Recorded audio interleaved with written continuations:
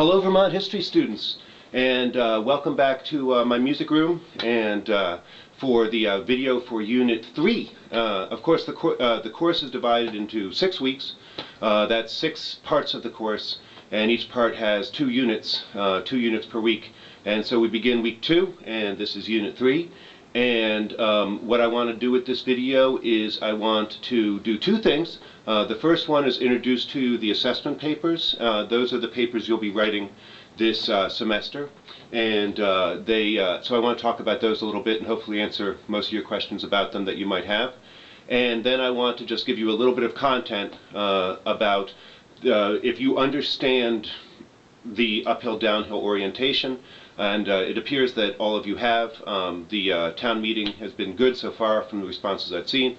Then what I need to do today, I want to do is complicate those categories for you.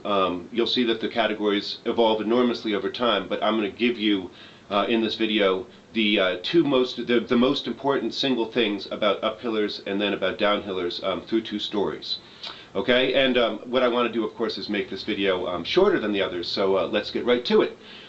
So what is going to happen is that you have what I call assessment papers that you're going to write.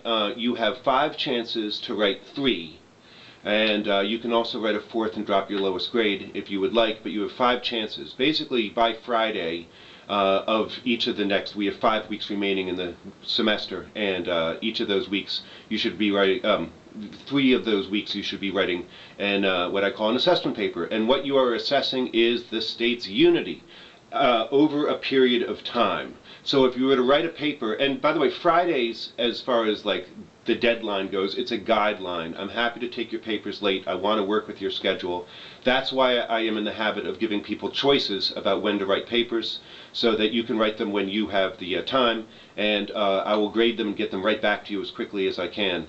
So anyway, the assessment papers, what they assess is unity. The first paper, were you to write it, would go from about the 1760s or 1770s up till about the 1830s or 1840s, somewhere in there. And what you would be doing is giving me a clear thesis statement at the beginning, in which you say that over that period, Vermont as an imagined community of people, of Vermonters, grew more unified or less unified, or stayed about the same, or started out very disunified and then became more unified and then became less after a little while. Whatever the information that you draw from the textbook, from a couple of the articles that I put online, and from the outline and from class discussion, whatever those things tell you is fine with me. As long as you make a clear argument, you explain to me at the beginning and at the end how you see it, and you have cited information in your paper that explains to me how you came to your conclusion, I'm fine with it. As far as citations go, I think citations are extremely, extremely important. I'm not hung up on form. It's the spirit of it that matters. What I need is just like the author's last name and the page number where you got your information, or page numbers. So if you're citing the textbook, Sherman 62 is fine with me. You can do parenthetical citations. I kind of prefer footnotes or endnotes, but it's fine. It's the spirit and not the form of citing. But I do need to know what source it is and what page number you got, where you found your information, so that I can retrace your steps. They measure unity, and don't wait too long to write your first one. I believe the syllabus tells you, the guideline is that you need to write one by the second choice. I'm also not hugely hung up on the specifics of it. I've found that in this assignment, if I give you too many directions and try to micromanage your papers, then they're not as interesting or good as if you just tell me it as a story. And that's the thing about the assessment papers. They're all the same assignment. What you'll be doing is measuring unity over a certain period of time. And of course, history is a story that you tell yourself about yourself. It's a very personal thing. And the goal in the end is for you to be able to look at Vermont now and have a sense as you look at issues. Wind farms, or whatever they are, is a measure of how unified Vermont is today compared to what it was like in the past.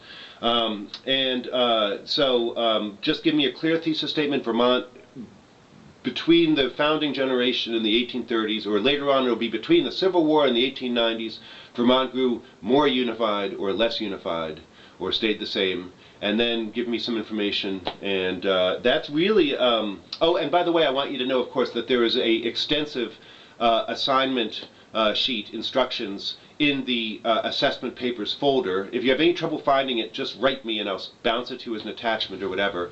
There's also a rubric there, which I wrote up because the people at Continuing Ed said it was a good idea, that will give you an idea what I'm looking for on these papers. So go to the assessment papers folder, look at the instructions, look at the rubric, and write me with any questions you might have. And then if you feel like it this week, write me a good assessment paper by the end of the week or so. A little later is fine, and then I guess you're good to go. That appears to be everything I wanted to say about that. So here's the thing about the content I wanted to give you, and I'll make it quick, which is at the end of the section of the outline that I put up online, there's two stories, and I tried to tell them briefly but coherently, and they tell you what are the most important things about uphillers and downhillers, okay? And these are things that are always true. They're as true in 2015 as they were in the 1820s. And that's not for you to believe that things always stay the same with uphillers and downhillers. Both categories evolve. You're going to get, like in the 1890s, summer tourism kicks in huge, and that's going to complicate everything and turn downhillers into people who want progress and development into people who aren't so sure that progress and development don't destroy the very best thing about Vermont. So just be aware of the evolution, but also, so here's the two most important things. They're illustrated by two stories. The first story is the most important thing about uphillers. The most important thing about uphillers is that they the first story is about downhillers. The most important thing about downhillers is that they don't understand uphillers at all. They don't. They didn't then, they don't now. They don't understand why uphillers drink the beer they drink or listen to the music they like. They don't get it. And the illustration of this story is a true story from the 18 teens that happened in Manchester. There were two brothers, Jesse and Stephen Bourne, who had a sort of wastrel loser brother-in-law whose name was Russell Colvin, and in 1812 they were out in the field arguing with him because the Bourne brothers' father had just said that he was going to give his farm to Russell, who was, again, like, really not a very bright guy, was married to Sally Bourne, the Stephen and Jesse's sister.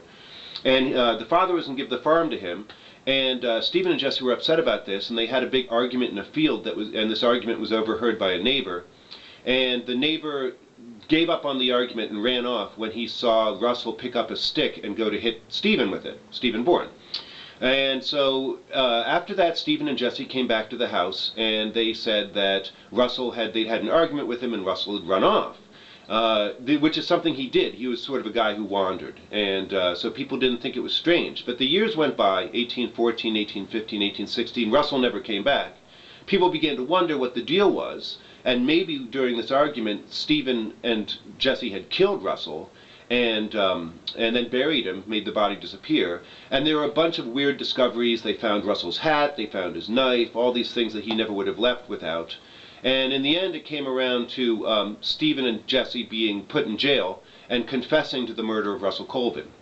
But there was doubts about whether actually they had killed him because they didn't have the body. So an advertisement was put in the paper in Rutland and in Bennington and in Albany, New York, saying, hey, look, if you can find Russell Colvin, bring him back. That's how you can save Jesse from Jesse was going to be executed for the murder. And miraculously, a newspaper found its way to New York City, where a guy who'd grown up in East Manchester had happened to run into Russell Colvin in New Jersey a couple years before, and so he said, wait, hold on to the execution, and he ran out to New Jersey and found Russell Colvin, and they went up to Manchester, and Russell knew all the background. He knew everyone in town, and he didn't want to deal with Sally, who cheated on him, and all of this. And then, since Russell had reappeared, they had to let Stephen go. And Stephen Bourne took off for upstate New York, and Russell said, I'm out of here, and went back to New Jersey. End of story. Well, how do you know it was the real Russell Colvin, is the question. And the downhillers who didn't know people in East Manchester, these uphill poor people, wondered, was this really the real Russell Colvin? And they would ask the uphillers, the lawyers and merchants would ask the uphillers, was that the real Russell Colvin? And of course the uphillers weren't going to tell them the truth, because uphillers never tell downhillers their secrets. And it's true, no matter how long you live in a town, like if I live in Danville, but if you're not from there, there's a level of community you'll never penetrate. Because the community is built up over generations, and you can't just arrive in a town and consider yourself fully a member of the community. So there's uphillers never tell downhillers their secrets. Downhillers don't understand uphillers at all. The thing about uphillers is that they don't see the big picture. And briefly, this has to do with the anti-Masonic fervor of the 1820s and 30s. And you can read in the textbook about the anti-Masonic movement. Masons is a secret society. A guy out in upstate New York was going to publish their secrets and got murdered for it, but his body disappeared. And this seemed to crystallize in the age of capitalist transformation, the Erie Canal era, Champlain Canal era, everything that was going wrong in society. The elites would go behind closed doors and run society. It was capitalism, but they seemed to think it was a conspiracy. So what happened in the Northeast Kingdom, where I live, in the town of Danville, where I'm sitting right now, this guy, Israel Putnam Dana, owned this store, and he wasn't giving the locals, uphillers, easy credit. So they hated his guts. And in order to escape them, he would go to the Masonic Lodge, where he hung out with the other elites, the Fairbankses and St. J, Henry Stevens from Barnet. And as anti-Masonry became a bigger and bigger deal, Danville was the center of Vermont anti-Masonry. There was an anti-Masonic governor from 31 to 34, and he was from Danville. Anyway, the people in town began to make increasing demands on Dana to renounce his membership in the Masonic Lodge, which he refused to do. And Danville was increasingly in this era on the downward slope economically. St. Johnsbury was on the rise, Danville was headed down, relatively speaking. And so when these people were frustrated, and when Dana wouldn't do what they wanted, they drove him out of town. And if your town is in decline, the last thing you want to do is chase away the richest guy who owns the only store. But that's what they did, and then Danville went into even faster decline and became a small, meaningless town compared to St. Johnsbury ever since. And why did they choose? If in a town in economic decline, why did the uphillers chase away the guy who owned the store? Because uphillers don't see the big picture. They don't. They don't understand how their backyards, the streams that run through their backyards, are connected to the outside world. They don't see the big picture as far as global capitalism goes and anything like that. They don't see the big picture.